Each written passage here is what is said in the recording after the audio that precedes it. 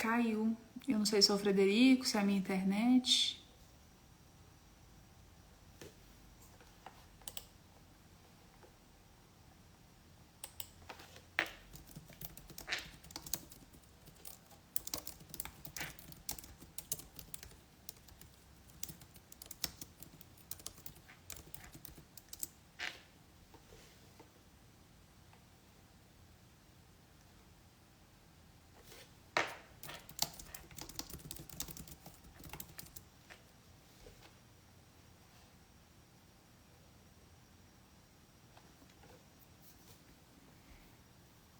Eu não sei se tá aqui, não tá avisando o Instagram. Ai, o Frederico entrou.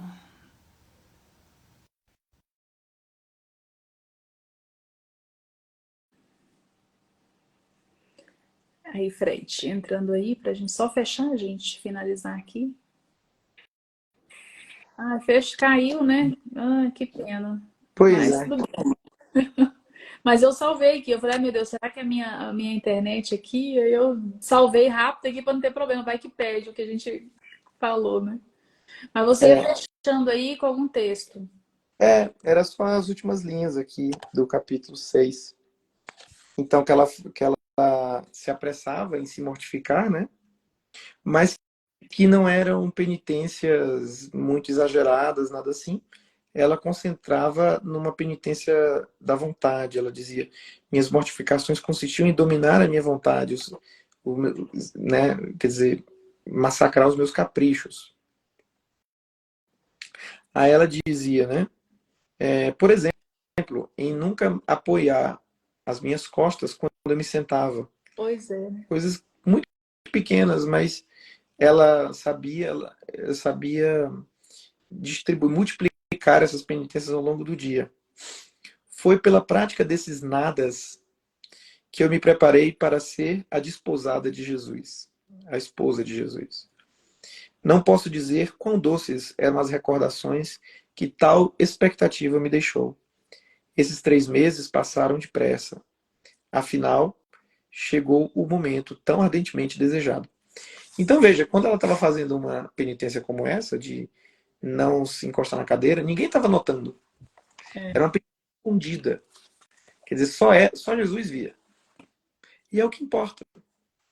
Então, esse escondimento, essa descrição, é, é esse segredo do desenvolvimento da vida interior. Né? Porque Jesus vê o coração.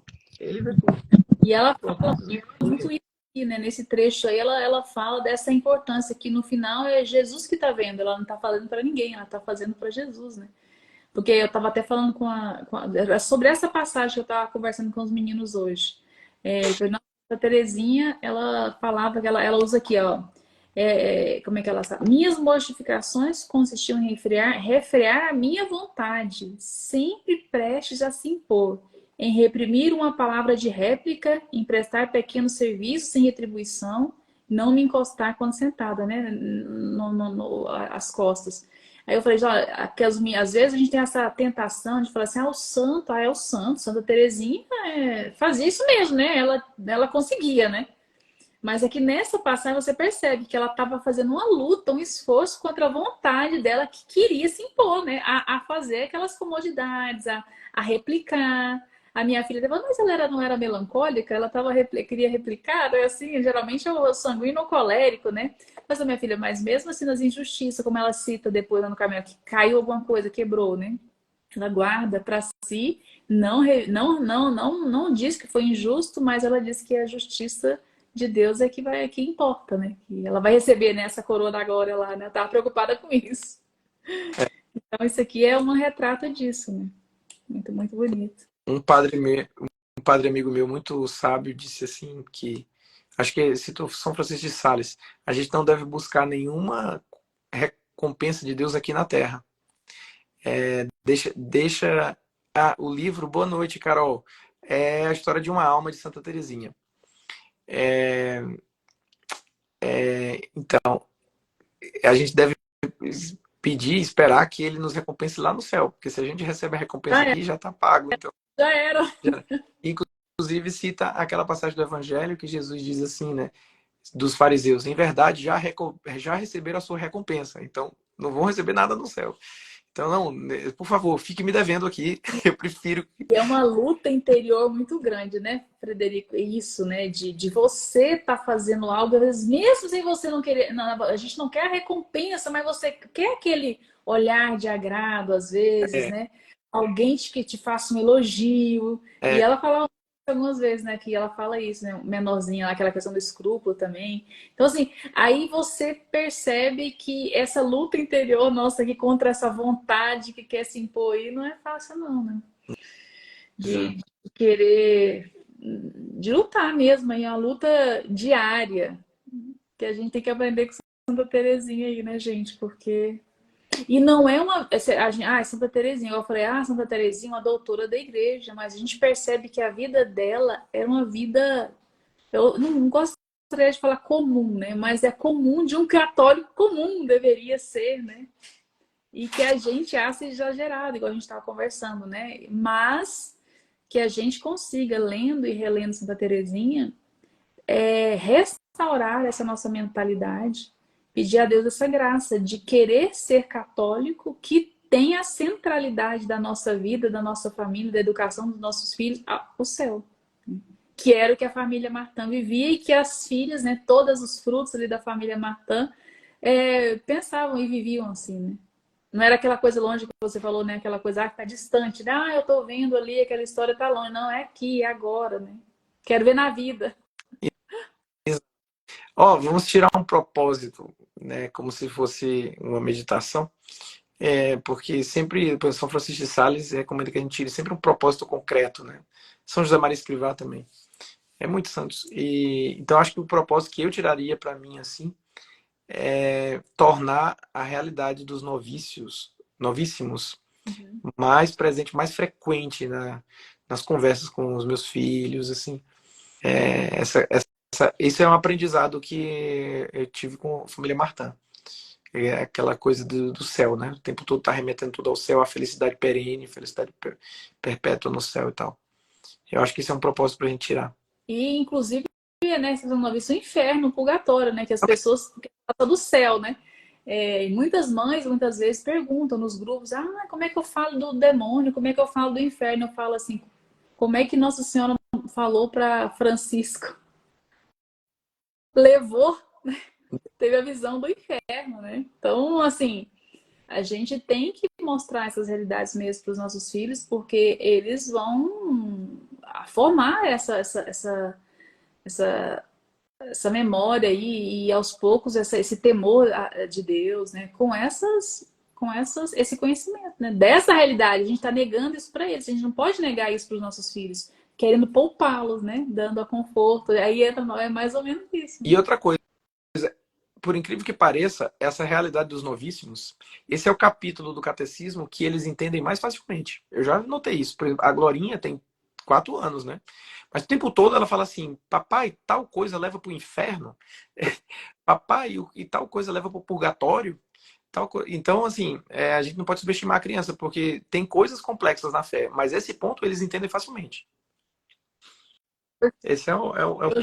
Nem os adultos estão entendendo, né? Mas se a gente consegue, desde criancinha, já ir mostrando tudo isso, né? Que é o que a gente tem aprendido com as famílias dos santos, das famílias que pais e mães santos e as famílias que formaram santos, né? Nem todos são canonizados, mas a gente sabe que está no céu, né? Com a graça de Deus. É incrível a capacidade da criança de compreender o catecismo. Esse dia eu surpreendi justamente a Glória, né, discutindo no carro com a Cecília, dizendo assim: Cecília, isso é pecado mortal.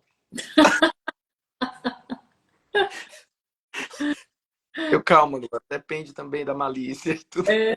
Da intenção, a criança, mas é bom saber essa questão, né? É importante, né? Não é bom, não, é importante saber o que o mal existe, que o bem existe. E, né? Então aí eles vão aprendendo, é isso aí, né? Mostrando, especialmente para a vida dos santos, né?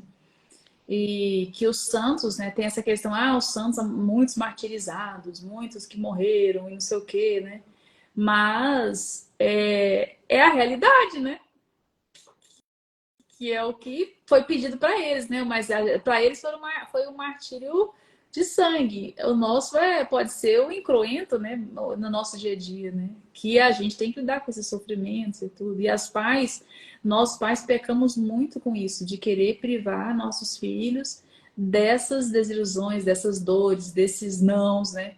E aí a gente fica criando monstrinhos e depois fica assim, né? Eu tava até falando antes aqui na livezinha que eu fiz rapidinho antes de você entrar, que eu errei a hora. Eu falei assim, de repente aconteceu tal coisa, de repente meu filho mudou, de repente meu filho foi para a universidade, voltou, não sei o quê. Não, não foi de repente.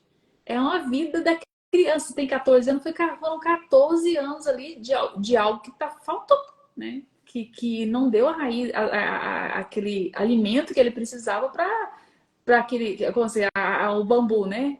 Tem uma raiz profunda e o vento bate, qualquer vento ali, o bambu bate, mas não quebra, né? E se a gente não está dando essas raízes para os nossos filhos não se quebrarem aí qualquer evento de doutrina e de ideologia, como é que a gente faz, né? Então, temos que refletir muito sobre isso, né? E Santa Teresinha e a família dela. Outra coisa que eu falei mais cedo, eu falei assim, olha, interessante, quando a gente estuda sobre a família, eu não sei se você leu a História de uma Alma antes de ler sobre a família Martin. Não. E agora leu de novo. Mas assim, eu percebi que ao ler sobre os pais antes e ler a história dela agora, parece que quebra-cabeça, né? Se encaixa, assim, você entende até melhor, né? Você bebe e consegue saborear mais aqui a leitura, né? Conhecendo a realidade da família dela. Com certeza. Pois olha, muito obrigado. Eu que agradeço aqui a sua presença, sempre muito rica, uma pessoa muito que ensina muito com os seus estudos, com a sua vida aí de. Nada mais que uma parte das nossas leituras. Pois Então tá, então, vamos ao Santo Anjo? vamos. Santo Anjo do Senhor, meu zeloso guardador, se a ti me confio a piedade divina, sempre me rege, me guarda, me governa, me ilumina. Amém. Santa Teresinha, Rogai, rogai por nós. Santa Cecília, rogai. rogai por nós. Em nome do Amém. Pai e do Santo também. Então, boa noite. Boa noite. Na próxima não vou errar o horário, não. Essa sua amiga toda estabanada, mas tudo bem. Tchau, tchau. Tchau, boa noite.